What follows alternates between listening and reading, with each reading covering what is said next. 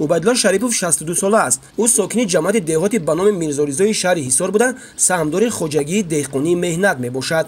این خواجگی که اساساً از باغات عبارت است 10 سال قبل در میدان 30 گکتار تشکیل یافته است. پیشه بگداری به عمک عبیدالله از پدر و بابایش میراث مانده، امروز برایش کسب اساسی میباشد. همه سال از میوه‌های گوناگون شهدبار خواجگی درآمد خوب به دست میآورد و همزمان زیاده از 20 نفر را با کار موسمی تامین مینماید. خواجگی دهقانی مهنت دارای 34 گکتار زمین است که از آن پخته است، گندم است، زیرادهای پولیزی است. بغیر این با 13 گکتار باغ است. برابر این 2 گکتار باغ گیلاس است که امسال خیلی نسبت پرنه خدا به شکر حاصل نقص. در اینجا نوهای پیشپته کروپناپلوت، ناپلیون، خب والوفکا است. کوشش کردیم که بازار داخلی شهر با میوه تر و تازه تامین کنیم. بغیر این باید خریدارا آمدن نسبت صادرات کردن. برای تیار کردن این حاصلی که نسبت زحمت بسیار دیم دارو کردیم. ما دهقانان کوشش میکنیم برای تامین امنیت غذاخوری کشور سهمگذار باشیم. کشاورزان جماعت دهاتی به نام میرزو ریزو شهر حصار در پرورش درختان میوه دهنده تجربه خوب دارند و از این فعالیت درآمد خوب به دست میآورند. زیرا قبل از بنیاد باغ و تاکزار دهقانان به انتخاب نهال درختان میوه دهنده خوشصفت و بازارگیر اهمیت خاص ظاهر نمودند.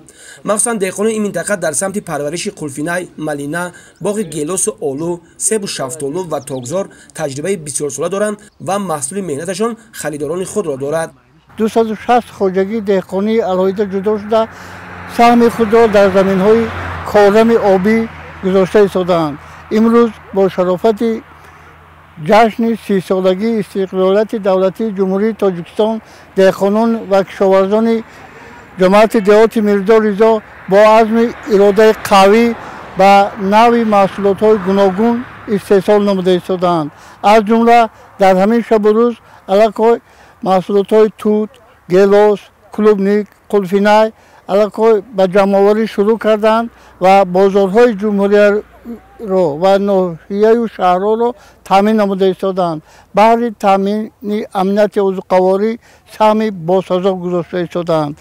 در نیت است که در روزهای نزدیک باز به جمع‌آوری زراعت‌های از جمله کارتوشکا، پیاز و دیگر نمود سبزیجات‌ها شروع می‌کنند. جمهوری تاجیکستان دارای تاریخ بای و بسیار ساله باغداری بوده، میوه‌های شهدباری آن در خارج کشور خریداران خود را دارد. همزمان محصولات باغات و انگورزار مملکت قسم جدا نشونده مواد استعمالی اهالی جمهوری به حساب رفته، رشد ساحت در راه رسیدن به یکی از هدف‌های استراتژی حکومت کشور زمینه مساعد فراهم می‌آورد.